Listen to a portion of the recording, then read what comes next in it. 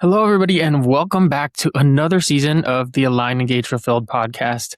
Now, I want to say I'm truly so grateful to be able to say that we're now in our third season because I've really enjoyed doing this show.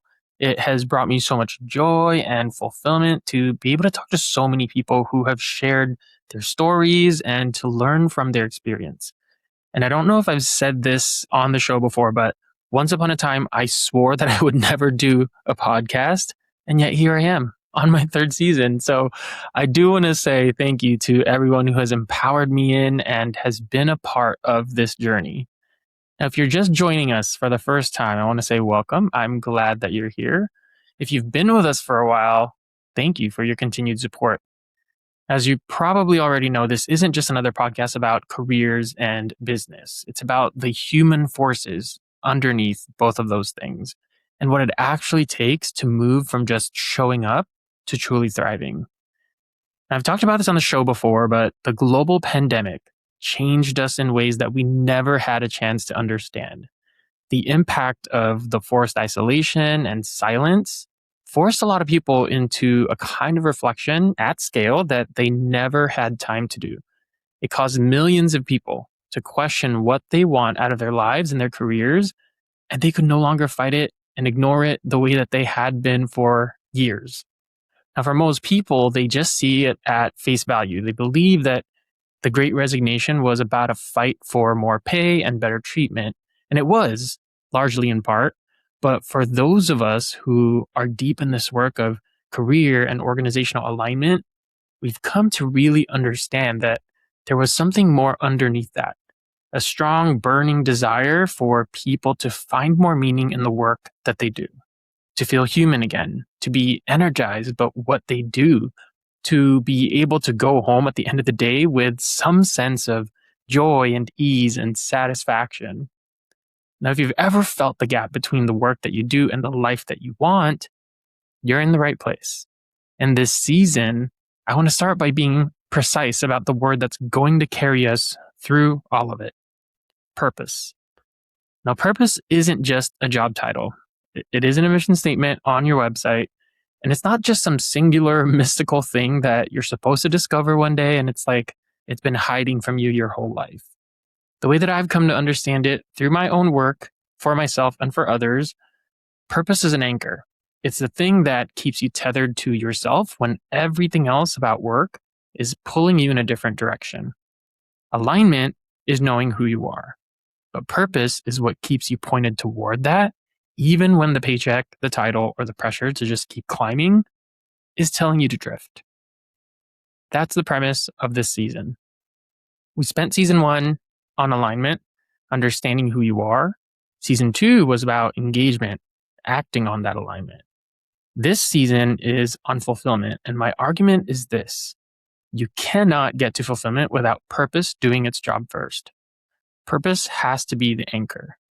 Fulfillment is what becomes possible once you're actually holding it.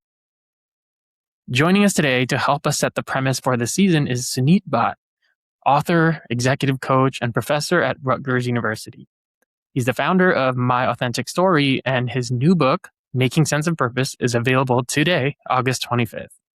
Suneet has spent over 25 years and 10,000 plus hours helping thousands of people and dozens of organizations get unstuck, find purpose, and build momentum across public, private, and nonprofit sectors.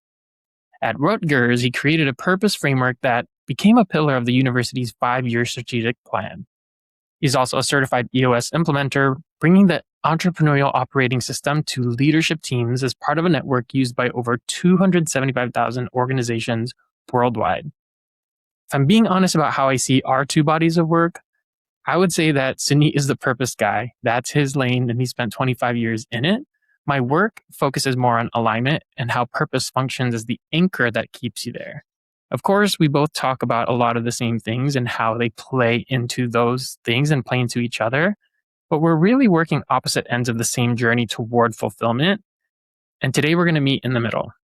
We'll talk about some of the concepts in his new book to help us set the tone for the season and understand the part that purpose plays in all of it. So let's get started.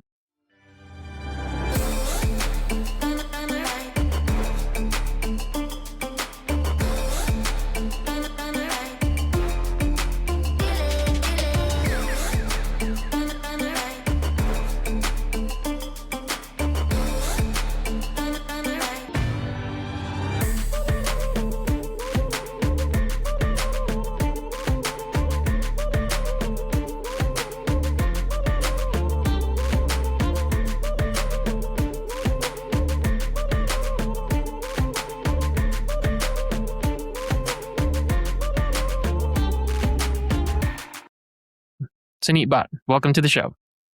Thanks for having me. It's great. I love the intro, the COVID flashback, all of it. So thank you. Thanks for making the time for me. Yeah, no, I'm so excited for you to be here. And like I said, during our introductory call, I'm excited to see where the conversation takes us. Man. Before we get into it, Suneet, I want to acknowledge something that was really clear to both of us after our introductory call, but our listeners don't know yet, which is that you and I are dangerously aligned. Some people might hear that and think that it's a risk for this episode that we might just end up sitting here and validating each other for the next hour. So I do want to name that directly and be intentional about it. I want us to actually push each other and dig into where either of our thinking diverges, not just where it agrees. Are you up for that? Yeah, that sounds great. Perfect. Now, before we get into the framework, I want people to understand why you're the one telling us this. You've said to me in our introductory call that you knew in high school you wanted to do purpose-driven work, whether it was Peace Corps, teaching, and then you spent 2.5 decades doing the opposite of that. Walk us through that gap between what you knew you wanted to do and what you ended up doing. What was actually happening in those years? Yeah. So I knew in high school, you nailed it. And we talked about it. I knew in high school that I wanted two things I really wanted to explore and do. One was the Peace Corps and the opportunity to serve. And second was I knew I wanted to be at the front of a classroom because some of the best moments I had were inspired by some of the best teachers I had. And so that was something that I really wanted to do. But I had two immigrant parents who moved to the U.S. So that I could, thrive financially and build something. And, for them, table stakes was the ability to support yourself financially. And the better you could support yourself, that was success and fulfillment for them. That's why they moved here. They didn't realize that they had done such a good job of providing for our family, my sister and I, that they actually made me think about, the next level in Maslow's hierarchy and thinking about self-actualization and thinking about growth and purpose. However, I was a teenager, and so I listened to them. And so I went and I just did the traditional stuff, corporate work, and sort of worked my way through. And what was fascinating about my journey was the first job I had, did it for 4 years and, everything was new. And so at the end of that, I felt like, okay, maybe this job isn't for me. Let me try another job. And I did that. I did it for a shorter period of time. And then, fast forward 20 years later and I exit my last business. And my wife looks at me and says, Suneet, this isn't working. Like every time you leave a job, it's been a shorter period of time than the last one and a more acrimonious departure. And that was a much needed, kind, but direct slap in the face for, hey, you got to figure this out. And so I did. And I, did that, on the other side of COVID after we built an amazing business. And, after I reached outside of myself for everything. I do what everyone else does. You talk to mentors, you talk to friends, you talk to former bosses, you talk to people that know you, and you look outside yourself for these answers, and none of them resonated. And then I started doing career assessments, and none of them landed. And I realized that the reason none of them landed is I hadn't done the work to know what really made me and mattered to me before I could connect it to all the perspectives that people were so generously willing to hand to me. And so I had to do the work from the inside out. And a few things happened there. The first is I realized that it was never the jobs I had that were the problem. It was always the work. And because I didn't love the work, it didn't matter what job I had. Ultimately, I was just not going to be happy. And so it was always the fundamental work that I wasn't aligned to. If you go back to what I wanted to do in high school, that's what I wanted to do something different. It took me 25 years to find myself at the front of a classroom. And it was the best feeling I ever had. And I think that's important. And I then just started codifying it. So, I put it into my executive coaching, had some experiences where I was like, why are we waiting for people to feel uncertainty in midlife to give them some of these tools? So I designed and pitched a class to Rutgers. It worked there. then I had guest speakers coming in my class at Rutgers, which is Find and Evolve Your Purpose.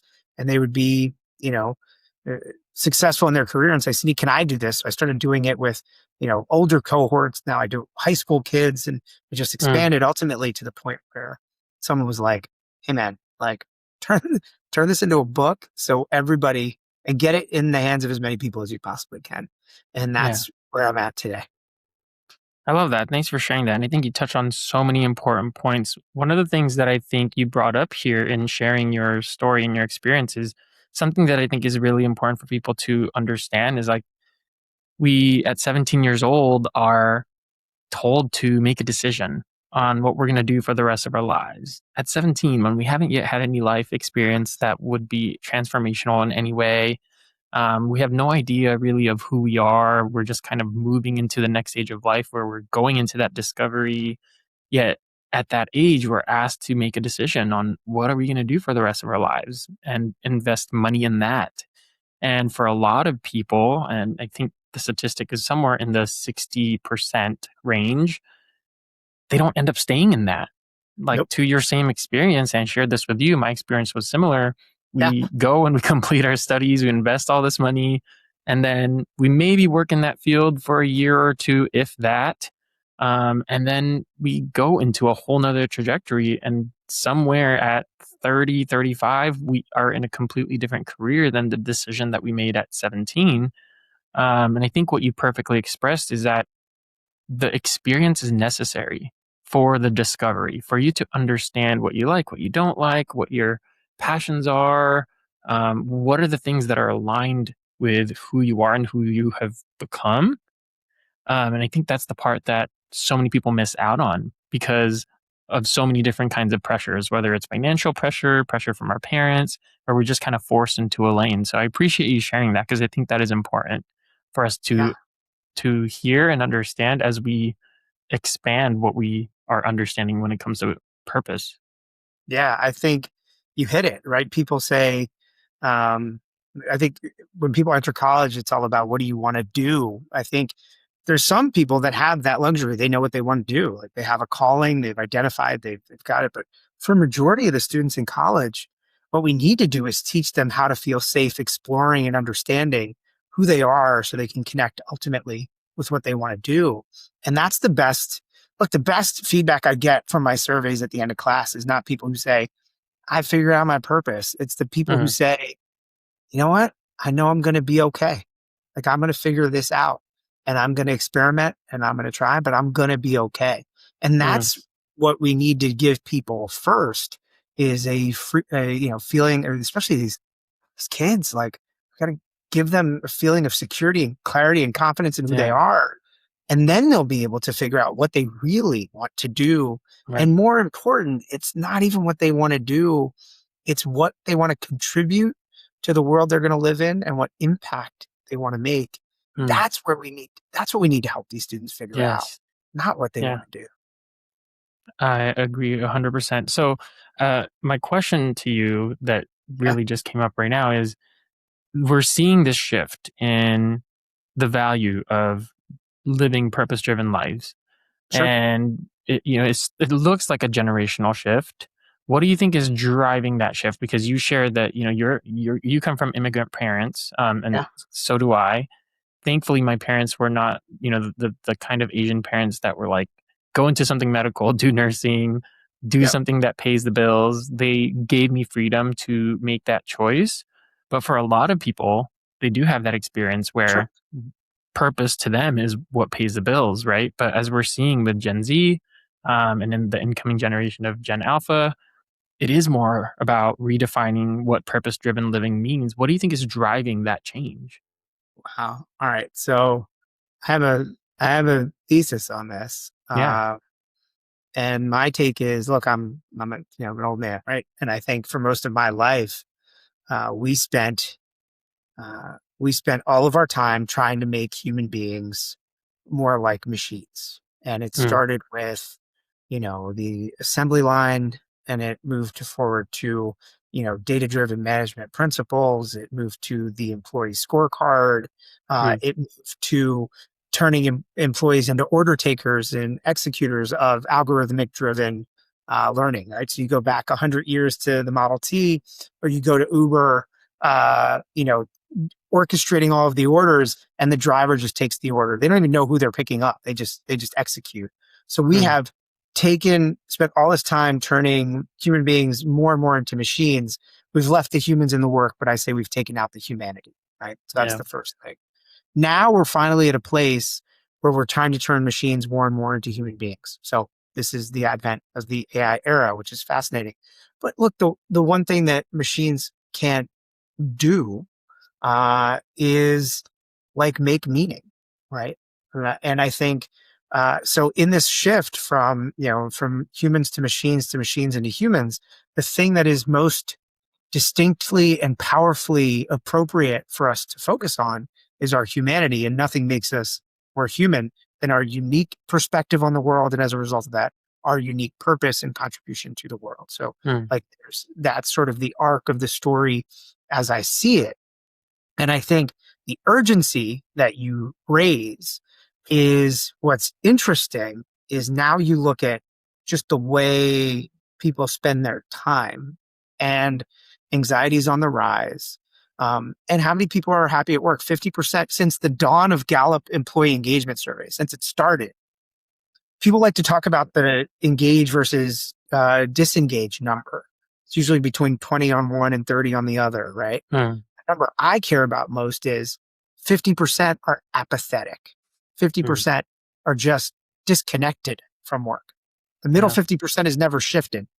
I don't think it's ever been less than 50% apathetic at work through Gallup. And so what's interesting for me is people could still go to work and hide for 9 hours, do busy work, get a paycheck, connect socially, get status.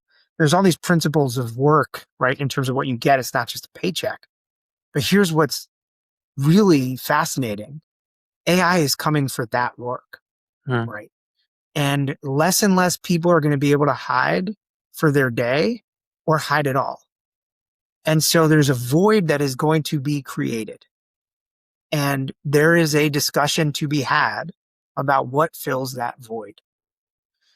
If you think about it, like we have legalized gambling, we have increased the number of legal substances. Um, you have access to porn everywhere. You basically have the equivalent of the Las Vegas Strip and the red light district on your phone at Mm. all times. So like vice is there. It has always been there, and it is easier than ever. Yeah. And It's amplified. if we aren't intentional about filling that void with people having clarity on who they are so they can purposefully show up in those moments, it's easy to just slide into what is ubiquitous and available to us at our fingertips.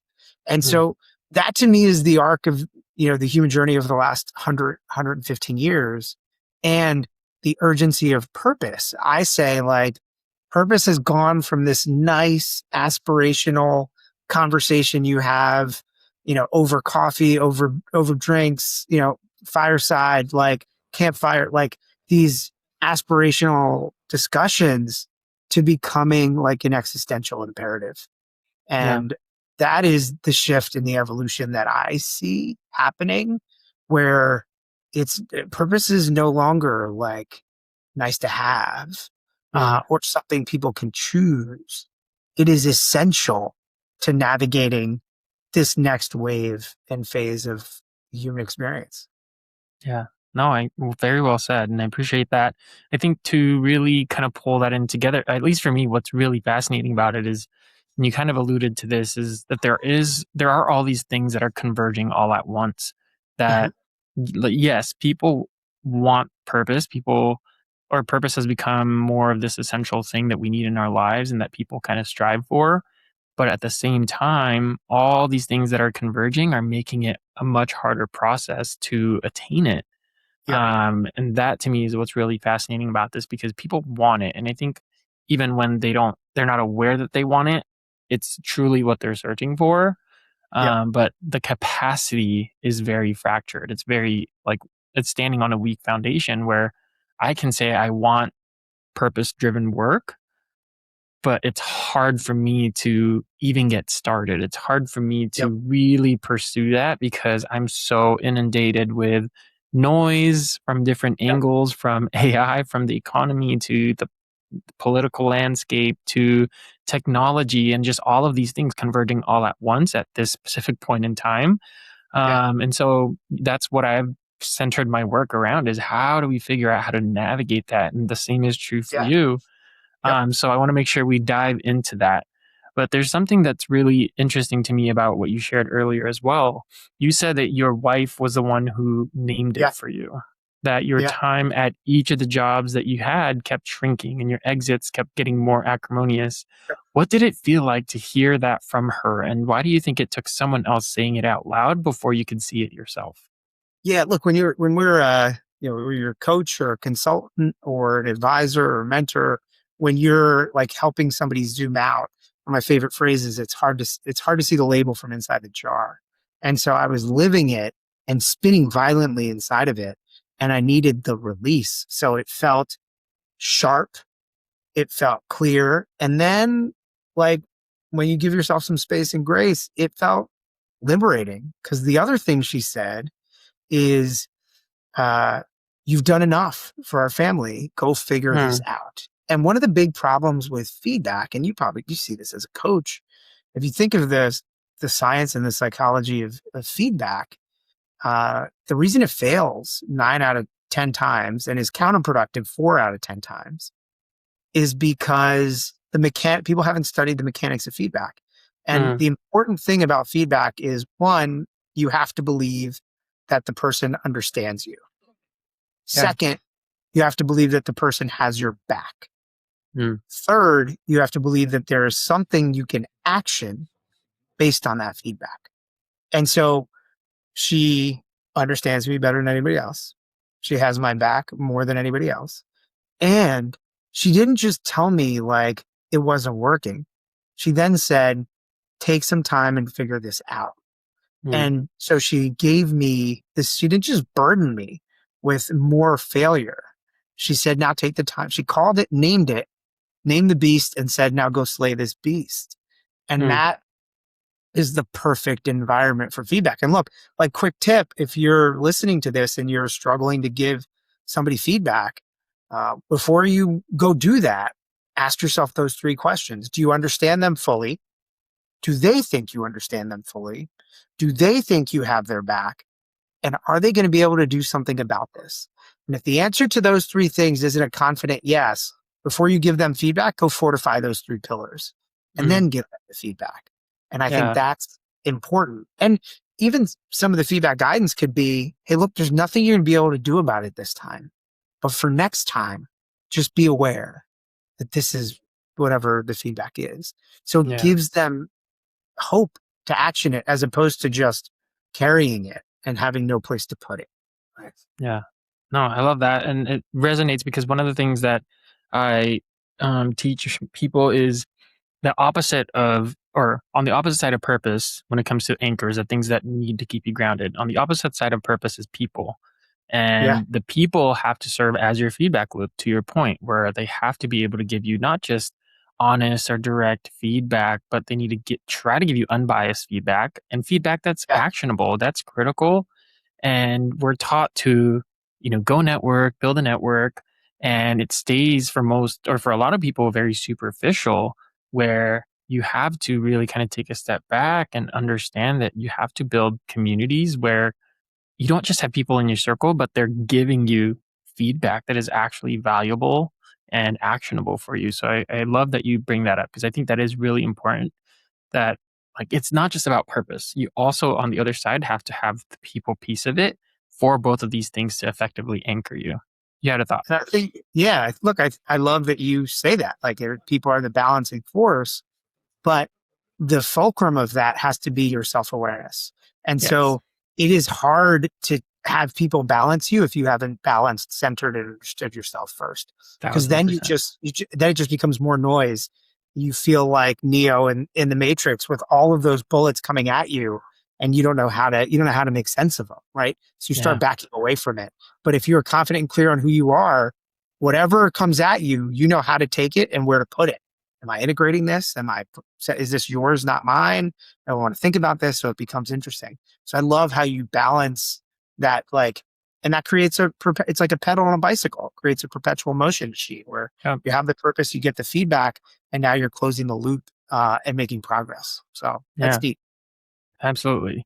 So the reason why I asked you about, your wife naming it for you is because there's something in my framework that I call the purpose paradox. And I will acknowledge that there are versions of purpose paradox throughout psychology, but my definition of the purpose paradox from the work that I've done is that the thing that we're really meant to do for other people, what we define as our purpose, is almost always the very thing that we struggle to recognize in or do for ourselves because we're naturally blinded to our own needs. And Suneet, you could probably see this clearly in a colleague, a friend, a client, but it took your wife naming it before you could see it in yourself. That's not at all a coincidence. That's what I call the paradox at work. And it connects to something that you've said about your own work. You've described yourself as trying to be the most honest, authentic mirror for the people that you work with. But here's the thing about mirrors. Most of us struggle to actually see ourselves clearly, even when we're staring directly into a mirror. Why do you think that is? Why is it so hard for us to see ourselves, even when we're looking right at it? Because we don't see the world as it is. There's a researcher, Dr. Jessica Witt, who says we do not see the world as it is. We see the world based on our ability to act. And as a result of that, we don't just see the reflection. If we haven't emptied our backpacks and what we're carrying, well, we see all of the regrets, all of the doubts, all the unclaimed wins. Those are the glasses we wear, and that's what we're looking at in the reflection. So the important thing about sight is that we do not see the world as it is, and we do not experience it as it is. We see and experience it based on our perspective, on our ability to act on it. And I think that's why those reflections, we don't see them the same way. They're filtered Yeah. through all of the baggage that we're carrying. And baggage can be good, right? Baggage can be the tough stuff, right? Yeah. But we forget that baggage is also the good stuff that we haven't taken credit for. We haven't locked in our wins, our accomplishments, our moments of happiness and joy. So it's all of that we're just floating around. And that's biasing and obstructing our perspective and perception. Yeah. Yeah. Well said. Okay, let's pull on that and unpack that a little bit because that mirror concept is really what anchors your whole body of work. Before you can make sense of purpose, you have to make sense of yourself. So let's unpack that. What does Yeah. making sense of yourself actually require practically, not philosophically? Yeah. Look, we are the most complex beings that have ever walked the planet. Yeah. And as a result of that, there's not one single perspective or lens that is going to fully capture that complexity. And so as a result of that, I think the challenge is we need to put ourselves in position to see ourselves holistically from a variety of different perspectives and acknowledge that. And wholly, Britt Frank says we optimize for goodness instead of wholeness. And so we need the opportunity to see ourselves fully. And that requires being intentional about seeing yourself through as many different lenses as you possibly can. And only after you've developed a library of information do you step back and look for the patterns and through lines. And so seeing yourself wholly is like that 360 mirror, right? Sometimes you talked about it, when we look at ourselves, everybody knows they have an angle that makes them look great and an angle that makes them look not so flattering. So whenever we take a picture, whenever we look in a mirror, we look for the flattering angle. And again, that's optimized for goodness and not wholeness. If you want to understand yourself, first, see all of it. And then do not judge. There's no judgment in the work that I try and do in my book. I talk about it in my classes, in my coaching. No judgment, just awareness. What does life feel like when you're fully aware? First question is, are you aware of this thing or not? Yes or no? Then, if you're aware of it, how do you feel about it? Is it serving you or is it doing a disservice to you? If it's doing a disservice to you, are you ready to explore fixing it and addressing it? Yes or no? And so like that, it cascades from awareness versus not. But that's the premise of all of my work. So, Find and Evolve Your Purpose at Rutgers is 15 individual 3-hour classes. We don't talk about purpose until class 14 and 15. Mm. For the first 8 classes, they do nothing but explore themselves through a unique lens. And then they see that, they get it, they dialogue, they wrestle with it. They come in the next class, they do the same thing, a totally different lens. And then at the midpoint reflection, I say, step back. What patterns do you see? What keeps showing up? And I say, look, if you see something show up once and you've written about it, that's just chance. If you see it show up twice, that's a pattern.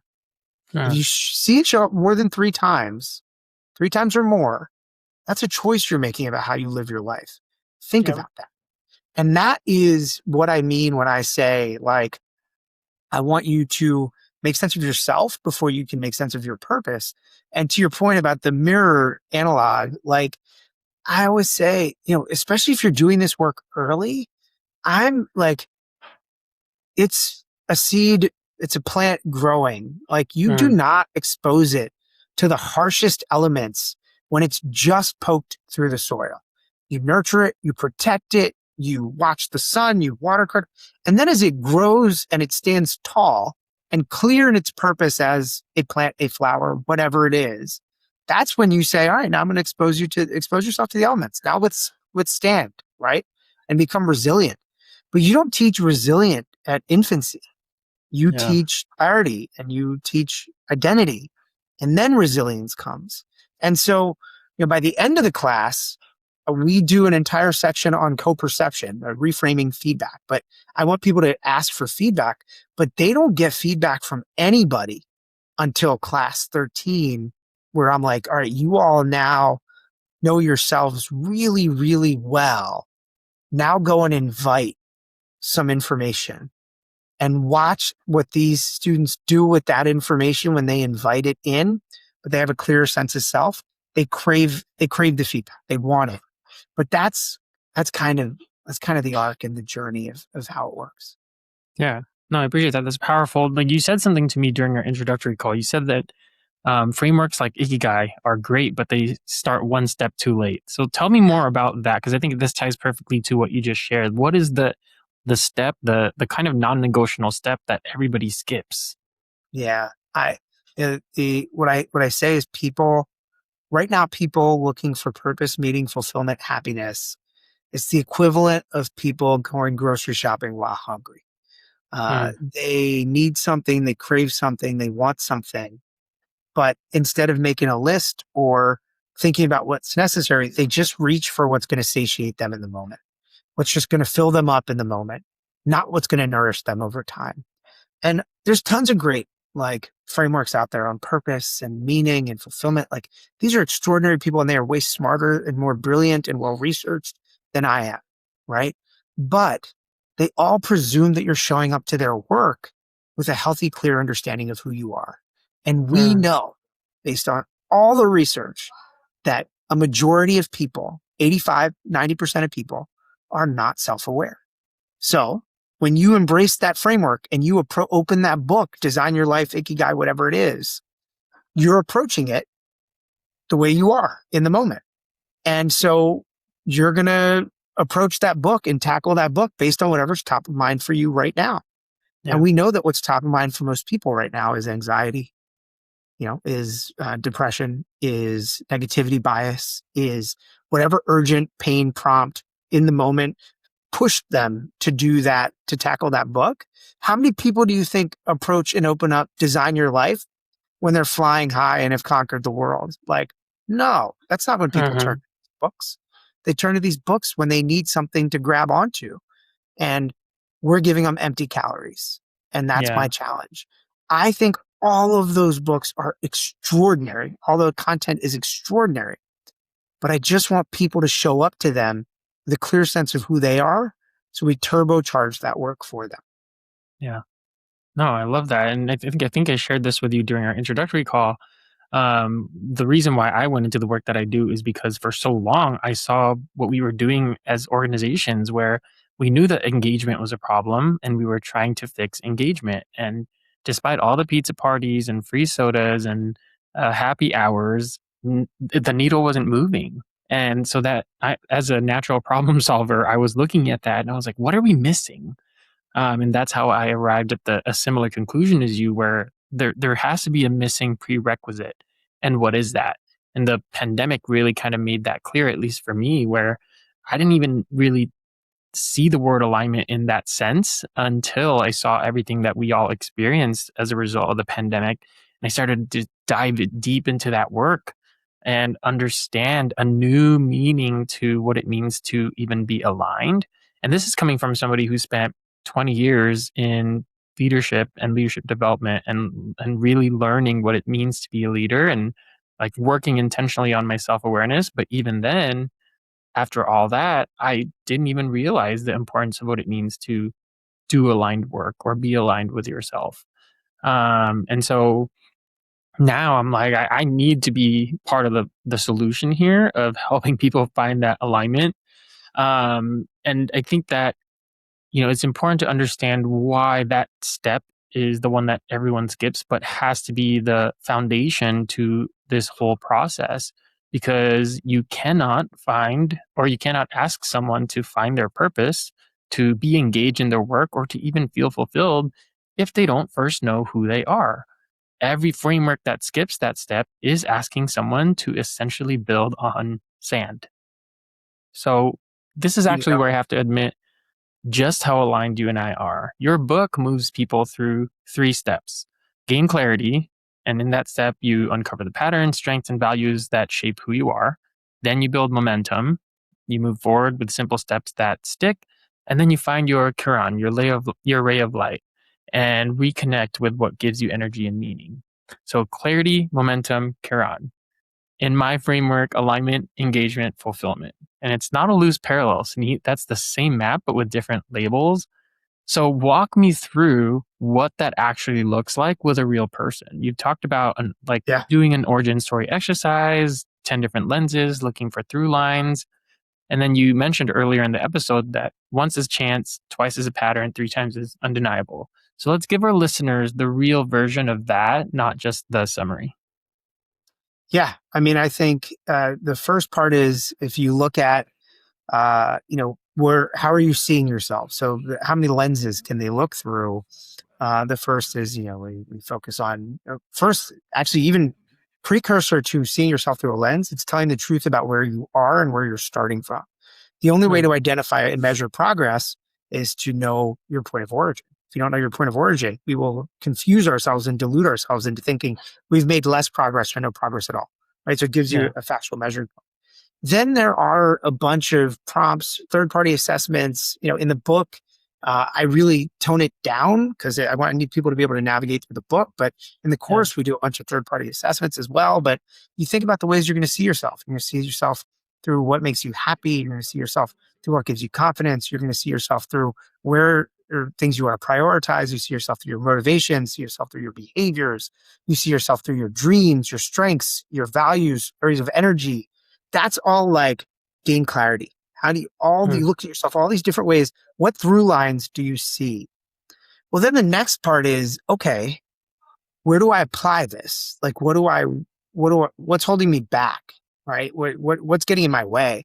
And so we do an entire exercise and set of exercises and chapters on build momentum is actually the inverse of getting unstuck. I wanted to frame it positively. Original book was get unstuck. I wanted to say, actually, no, I want you to build momentum.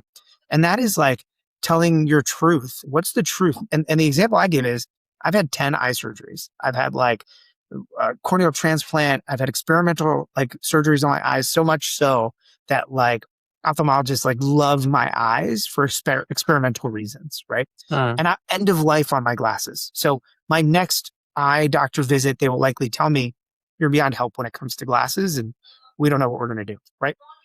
But I don't wake up every day and complain about my vision.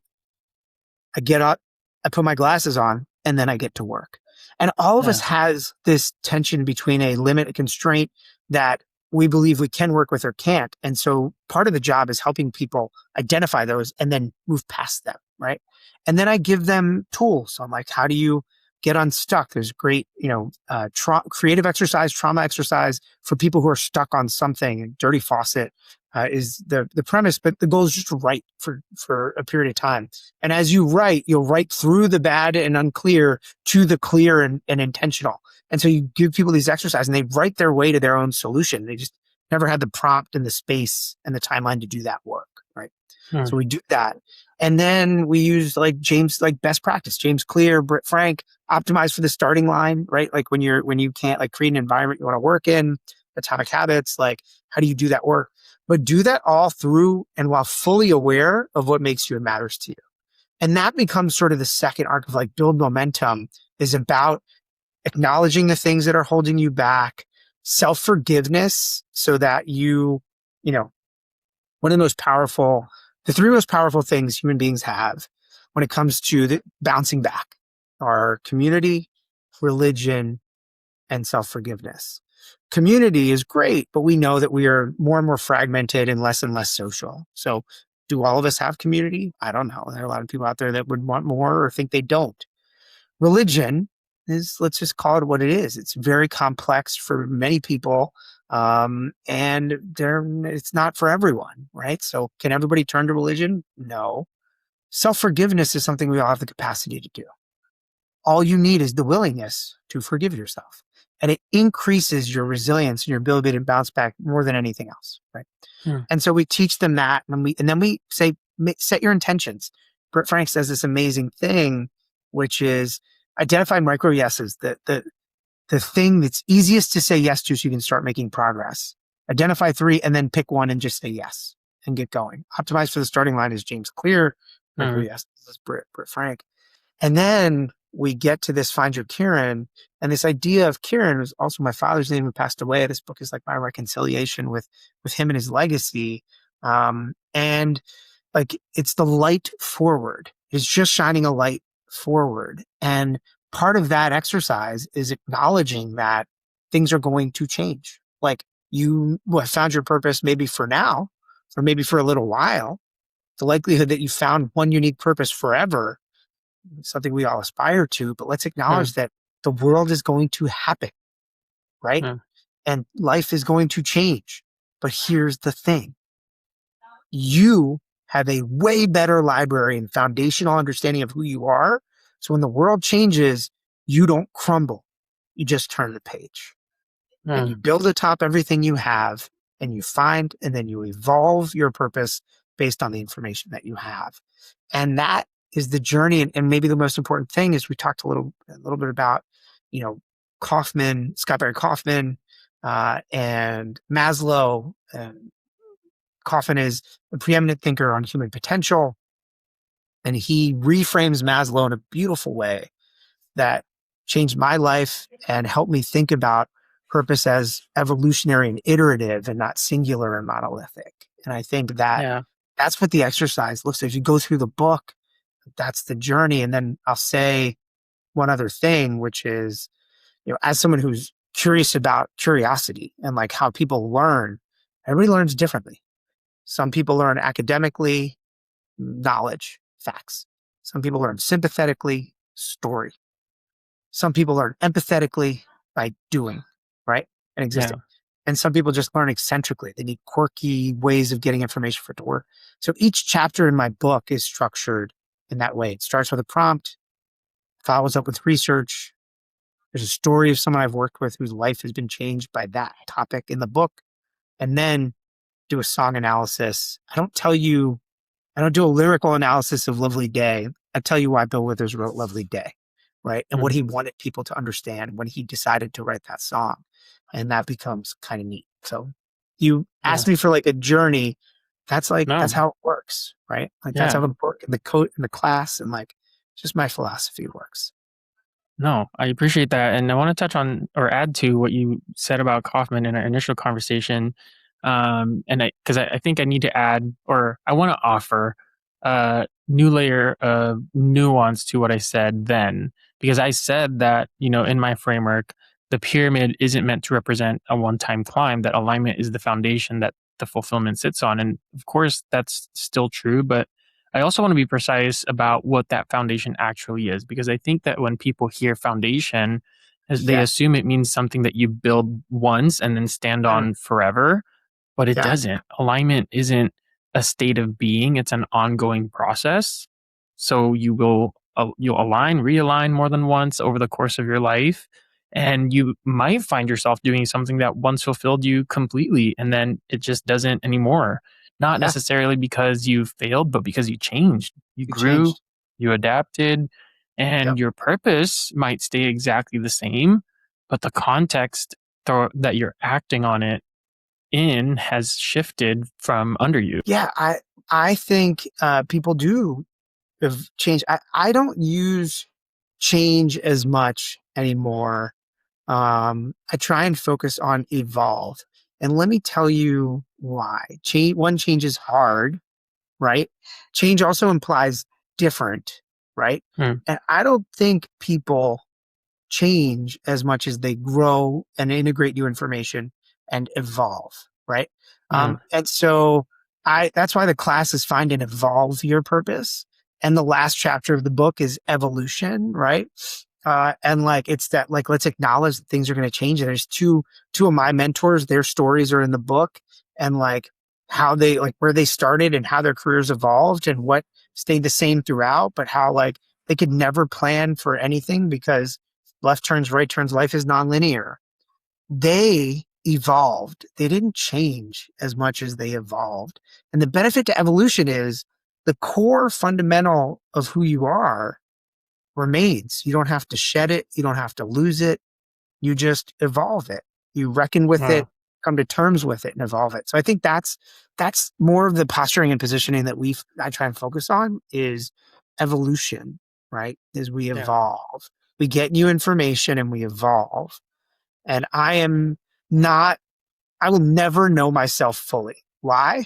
Because even if I know myself fully as of 8 a.m. this morning, as soon as I woke up and got to life, new things happened and I'm Hmm. different and I have evolved and there's some part of my perspective or understanding has evolved. And so I got to get back to knowing and building on myself tomorrow. Yeah. No, I think that's so profound, and I appreciate you sharing that perspective because I think that is an important nuance for us to understand. Now, we've been talking about purpose. Obviously, this season is about fulfillment. So I want to ask one question that kind of helps us turn the page a little bit here. Are purpose and fulfillment one and the same? Could someone do all of this work, find their purpose exactly the way that you've described, and still not be fulfilled? Or does purpose guarantee fulfillment? That's a good question. So when you outlined your steps and said that we were in sync, I was actually going to say that I don't think that I do any work on fulfillment. I Hmm. don't think I touch fulfillment. I Yeah. think I Nor set do I. people up to make fulfillment, authentic, sustainable fulfillment possible. But Yes. I'm not focused on fulfillment as fulfillment is like a state of completed like being fulfilled right when you experience fulfillment when you are fulfilled. And I don't touch that. I set people up for that. So if we were to play out that exercise, I would say that purpose is the precursor to like true fulfillment. You cannot be truly fulfilled until you truly know yourself, what makes you and matters to you, and then you have to act on it. And I think what you do, at least my understanding, is you focus on building that bridge and getting to fulfillment. Like I'm like, all right, you know yourself. You are the horse and you have been led to water, right? Fulfillment is when you drink. And I think that might be like a place where my work stops and your work shines even brighter. But I would say that that's the difference is like purpose is leading the horse to water and fulfillment is when it is led to the right water source and chooses to drink. That's like it takes action, right?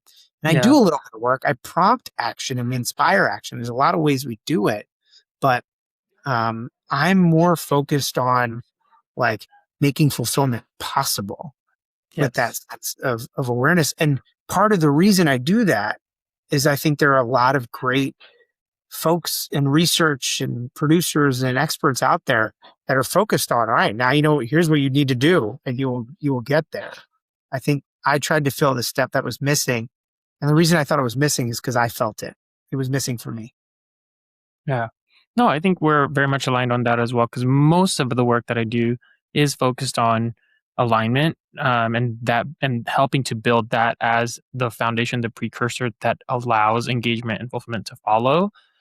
Because my whole kind of belief from, again, my own experience and what I've learned with my through my work is that when alignment exists, engagement naturally follows. And when you are engaged, then the fulfillment most of the time naturally follows. There is some kind of um, there's things you can do to help kind of move that along. But you have to have the alignment piece as a natural foundation. So I think we're aligned in that. There is another burning question because you looked at over 100 definitions of purpose before landing on 3 criteria. You said it's personal, it's forward looking, and it has to be about something beyond yourself, which I think is great. I want to press on the first one, the personal piece, because you also told me that your purpose was legible to you at 17 before you had done any of this excavation work. So, is purpose something stable that you're born knowing and then spend your life returning to, or is it something that you have to kind of keep re-earning? I think it's different for each person, right? I think life comes at everybody differently. And so, yeah, I can look at the fact that I wanted to be a teacher a few different ways, right? Like one great example to look at it is to say I knew at 17 that I wanted to be a teacher, but I wasn't ready for it. I needed to go live life to be ready for it. Because what kind of teacher would I have been at 21? Not teaching the kind of stuff that makes me and matters to me today, not teaching the stuff I'm motivated to teach right now. And so I think purpose is something that you have to keep feeding, experimenting with, iterating on. It is like that's how I think your purpose happens. I got lucky. I think the best stories are also sometimes told in reverse, right? Like, yeah, I remember that moment, but I can probably also remember a bunch of other things I said I wanted to be as well, right? So Yeah, I think that memory exists because it fits the story that I choose to tell. But I mean, it's the truth. I knew that's what I wanted to be. I have evidence of it. And so it is the truth. But I think purpose is something that you iterate on. And I think you run a bunch of experiments and you find some threads you like to pull. Some people find those threads sooner, and then they start building, the tapestry from that. Um, but I think it's an ongoing experiment. And I think it changes. Like purpose it truly evolves. And I think, I had somebody, a coaching client of mine who said her purpose when she came into my class was she wanted to write a book. She's like, I want to write a book about this thing. And what she learned when she finished the class was actually she didn't want to write a book. She huh, wanted to get more stories into the hands of more people. She started running pop-up bookshops. She reimagined what she really loved was stories and what they meant to people and did for people. And she thought she had to write it. And what was huh, beautiful was when she realized maybe she can write it, but that's not the only way to deliver more stories to people. She could curate, yeah, introduce, write, recommend, so many fascinating ways. The key thing for me is purpose is not singular and monolithic. It changes and evolves because there's a complexity is us and the complexity is the world around us. And if it doesn't change yeah, and respond to that, then I don't know. There are very few people that yeah. can pull that off. Yeah. No, I think that's a perfect answer. Okay, so I want to ground it a little bit into as we get close to the end of this episode. I want to ground it a little bit in what people are experiencing right now and the real world. So I want to get your take on something before I share mine. But I create a lot of Yeah. content about alignment and building purposeful careers. And the most common pushback that I get isn't agreement, it's some version of, really, in this economy, what a privileged perspective to tell people to find their purpose when people are just fighting to survive. So I'd love your honest reaction to that before I tell you where I land on it. Yeah, I think we talked about this and this isn't it's a perspective that I will share, but it's really deeply informed by the work of Scott Barry Kaufman and his interpretation of Maslow. So Kaufman's take, and I'll tell you why I'm sharing this, is I think context matters a lot, but I think purpose also You can have a purpose for now, a purpose for some time, or a purpose forever. And your purpose for now can be, I just got to stay afloat, right? Like that's a fair purpose now. The benefit of naming it as your purpose is you then feel self-concordant and connected to it. And as a result of that, it's a decision you made to operate that way. And you're more likely to be resilient because it's a choice you made as opposed to a choice imposed upon you. What Kaufman talks about is he says, look, and it's his research, he's a Maslow expert. And he says Maslow never intended the hierarchy of needs to be a pyramid. It was never supposed to be singular model. When you think about a pyramid, what do you think? It never changes. It stands the test of the time. It goes from the ground up. Like it's just, that's it. And he said, no, it's more like a sailboat on the ocean. And there's a variety of factors to that. There's the ship itself. There's the sail. And then there's the waves in the water, and there's the breeze and the sun and the wind and the environment around you. And look, there are days where it is stormy and the waves are high and like really just difficult. And the wind is blowing aggressively in an unsafe way. Your job is to make sure your boat stays afloat. That's your job. And so he talks about security, decoupling the hierarchy of needs from security into growth. And then he says there are days where the sea is calm and the wind is blowing beautifully, and it's time for you to unfurl your sail and sail, catch wind. And he said the biggest mistake, what I love about that is it's not just the boat, it's also the ocean and the wind, the weather and the elements. But there's also this neat thing. And this is my take on expanding sort of what he talks about. But, the neatest thing about that analogy is when it's stormy and you try and sail fast and unfurl your sail, your ship is going to capsize and turn over. That is not a healthy decision, a smart decision. And when the sea is calm and the wind is blowing and you don't unfurl your sail, you're going to miss the moment. So the most important thing about purpose in your journey is the truth about where you are in the moment. And that, I say, the truth is undefeated. Like, get to the truth, the real truth, right? Not the truth that I'm blind and can't see. The truth that I'm going to put my glasses on now, I can tackle what's in front of me. Like the real truth of what's in your control and what's not, what the context of your situation is. Get to the truth. And if it's stormy, like this economy for many people, then I'm not here to help you find aspirational forever purpose. I'm here to help you find your purpose for now, which is I got to feed my family. I got to do this. So I'm going to take whatever job I need to take to stay afloat.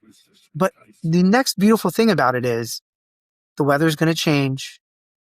Things are going to change, and you're going to ebb and flow infinitely between putting your sail up and taking it down over the course of your life. And so if it's rainy, it's going to clear. If it's sunny, the storm's coming. Just be ready to be observant, no judgment, just awareness, so you can respond in the best, healthiest way possible. Yeah. No, I think that's a really powerful way to put it. And the only thing I'll add from my perspective is I agree. I don't think that those people are necessarily wrong. I think that the state of the economy is very real.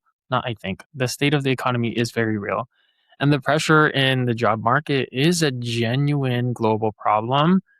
But I actually believe that this exact moment, this kind of specific vulnerability that we have, that we're in right now, is the opportunity to do this work, not a disqualifier from it.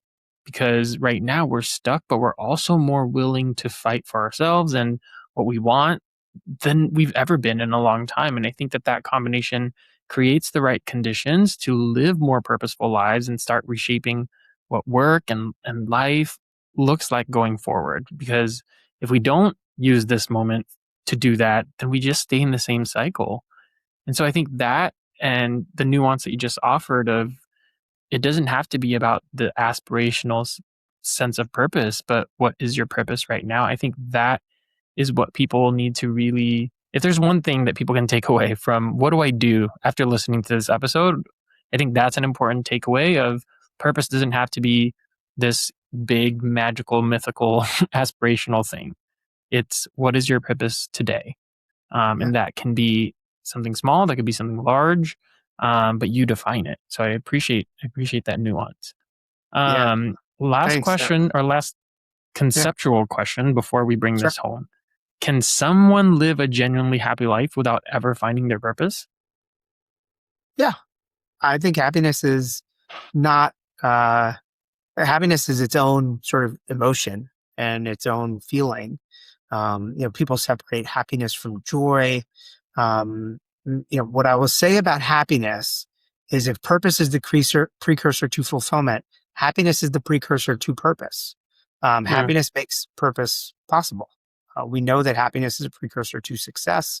We know happiness is a precursor to meaning, fulfillment, etc. But the thing that people get wrong about happiness is, and the reason it works as the precursor is when you are happy, you embrace the nonlinear nature of life more naturally. You're less fatalistic about it. You take more things in stride. As a result, you bounce back. As a result, you stay the course. And as a result, you make progress, right? That's how happiness works. And yeah. so, uh, the one thing I'll say about happiness is there's probably a lot of people who are like, nah, like happiness, we're human beings are terrible at predicting happiness. That's what like everybody says. Human beings are terrible at predicting happiness. And I will say yes. And then they will say, so focus on contentment. And I will say no, because happiness is a precursor to everything we want. Here's Mm, the challenge with happiness. We make happiness a prediction when we should make happiness a reflection. Happiness as a prediction mm, without any input and understanding of what has made us happy in the past makes terrible at predicting the future. We would not predict anything without doing deep research and at least building a model to inform that accurately. We don't do mm, that for happiness.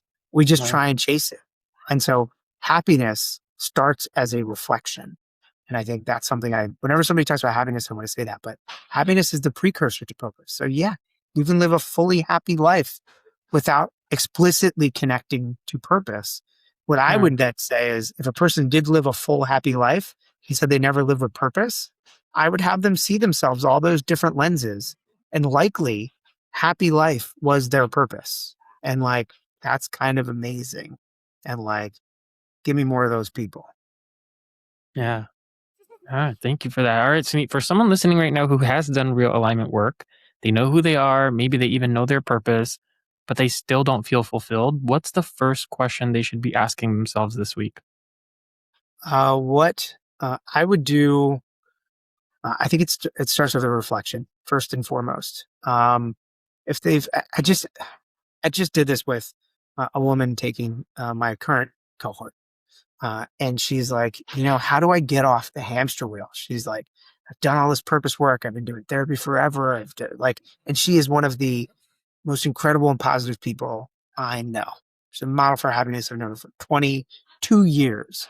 She's like a model for happiness, but she never gives herself the same happiness that she inspires in other people. And so we're Mm, doing this co-journaling. So co-journaling is how we do in my course. They journal and I journal alongside them. That's where the mirror comes from. I want to journal with them because I want to make sure that I'm the most flattering mirror, honest but flattering mirror they look into. I don't want them to go off the rails in their journaling. I want them to stay on track. And I want to hold up a mirror and say, look at the cool things you're doing. And so she's like, Suneet, how do I I gotta get off the hamster wheel. How do I get off the hamster wheel? And I was like, you know what, bud? Like, look at the list of things that you just wrote down that you did and that you've accomplished in the last year. Everything that made you happy, everything that made you proud. I have this framework called Happy, Proud, Not Yet Satisfied that I make people start with. And uh, and I was like, what if the problem is not that you're in a hamster wheel? What if the problem is that you're actually driving a Lamborghini, but you're only mm, focused on the tire going round and round, and you're not paying any attention to how fast and far the car is actually moving? And that, her words, she was like, I literally never thought about it that way. mm, And that is the big thing missing for all of us is we're not locking in progress. We're not reflecting. We're just focused on the future. And so what I would yeah. encourage those folks to do is take stock, tell the truth about your accomplishments, but like decouple. What makes you happy? There's a bunch of problems. What makes you proud gives you confidence. None of it's accomplishment driven. And then what do you want to build on? And I think if you do that work, it's really hard to ignore the writing on the paper of like what you do. And the second thing I tell folks is it's really hard to do that kind of work. And so if you're struggling to do it the first time, I say this in the session, see yourself through the eyes of somebody who loves you. Like, what do Mm, your parents want? What does your spouse want? What does your friend want? What do your kids want? What does your boss want? What does your mentor want? What do they want you to say for yourself? And that helps the reflection sort of take shape. And I think that's really important. yeah. Mm, powerful. All right, before we go, one last thing, because I think it's important, and then I will let you go here. I want to make sure that we at least touch on this from an organizational standpoint, because you and I both do this work with organizations too. And we spent the entirety of this episode talking about this from the individual standpoint. And for me, that was intentional because even though we do this work with organizations, it is important to recognize that the leaders in those organizations are people too. And in order for them to lead a purpose driven organization, they have to first understand what it means to be purpose driven themselves. So, what does it actually mean for an organization to be purpose driven? How can companies help create a culture that is what I call PCPD, people centric and purpose driven? Yeah, I think that this could be a whole nother episode, right? Right. Yep. That's why I just said one question. Yeah. And we talk about EOS, the entrepreneurial operating system. I do this because it's so aligned with the work we do. It starts with values. And I think the most important thing to be purpose driven is to be really clear on your values first. First, what are our values? Second, integrate those values everywhere that you possibly can.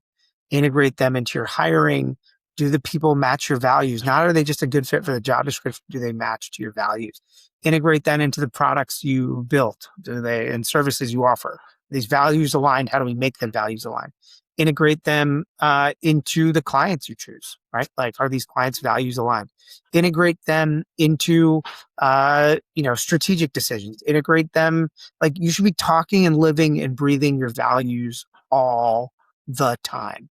And that is critical. If you define your values, evangelize your values, integrate your values, then you will be purpose driven. Like, you will be, because your values will reflect your purpose ideally, and you'll make sure that your purpose shows up and your values show up in every aspect of your business. And if you don't do that, and if you don't recalibrate and revisit those, organizational entropy happens. So even if you Yeah. write the greatest purpose statement, draft the greatest values, and do an amazing job in your first quarter, if you don't lace those back together every quarter, entropy will happen and things will fray. And so the important thing is connect your purpose to your values to your purpose, integrate those completely, and then avoid entropy by constantly revisiting and tightening and relacing, right? Mm. Like, you don't put your laced up sneakers up on one time and just wear them that way forever. You unlace them, you lace them back together every time to make sure the fit is right. And that's what you have to do for your values and your organization. For one question, that's what I I would say. know. No, that was a good Cliff Notes version. So thank you for that. Well, Suneet, I want to thank you for joining me in this conversation to help our listeners make sense of purpose. It's truly, truly been an honor and a pleasure. Before we go, please tell our listeners how they can get a copy of your new book, Making Sense of Purpose, which is available now. Yeah. So you can go to makingsenseofpurpose.com, and there's an order link there. Otherwise, it's available. Amazon, Barnes and Noble, Bookshop, Books a Million, all those places. Just look for Making Sense of Purpose from Suneet Bhatt, not by. I'm not a guru. I'm just the deliverer and conveyor of a life experience that I had. So look for the book there, and then let me know what you think. Connect with me, LinkedIn. I'm an old man. I'm finally on Instagram. Suneet on Purpose is my handle. So feel free to connect with me there. And the one thing I would say is I'm really trying to get this book in the hands of as many people as possible. And so working on finalizing some nonprofit partners, but the dream for me is that we're able to get this in the hands of children aging out of foster care, Mm. um, and people reentering their communities post incarceration. So I've got good conversations going on with leaders in both spaces, but spread the word. But I also am working on ways to collect donations so that we can gift as many and get them into the hands of people who truly need them. That's beautiful. Thank you, Suneet. I will put all the links to the website, the book, and Suneet's LinkedIn in the show notes. So make sure to go check that out. Thank you, Suneet, for being here. I really appreciate you sharing so much of your insight and perspective with us here today. Hey, man, thanks. Thanks so much for making time for me, squeezing me in. It's been a crazy month for everybody. Yeah. And I just appreciate you believing in this message and this work so much that you went out of your way to help find time to make this happen. And so that's not lost on me. And I really appreciate you. No, likewise. All right, everybody. That conversation is exactly why I wanted to open the season with Suneet. Purpose isn't the whole journey, but it's the anchor everything else depends on, your North Star. And I don't think that you can get to real fulfillment without it. We started this season here on purpose, on purpose. Over the next several weeks, we're going to build on this. We're going to get into what fulfillment actually looks like in the day to day, what gets in the way of it, and how to know the difference between a life that looks good on paper and one that actually feels good to live. So stick with us because we've got new episodes dropping every Tuesday. And if this conversation gave you something to think about, do a few things for me. Hit follow so you don't miss an episode when it goes live. Share this with someone who needs to hear it. Help Suneet get this in the hands of as many people as possible. Anybody who is stuck, somebody who's chasing the next thing without knowing why. And if you've got 60 seconds, leave us a review because it's genuinely one of the best ways to help the show reach more people who need it. Thank you again for being here. I'm your host, Clarence Moore, and this is Aligned, Engaged, Fulfilled. I'll see you next week.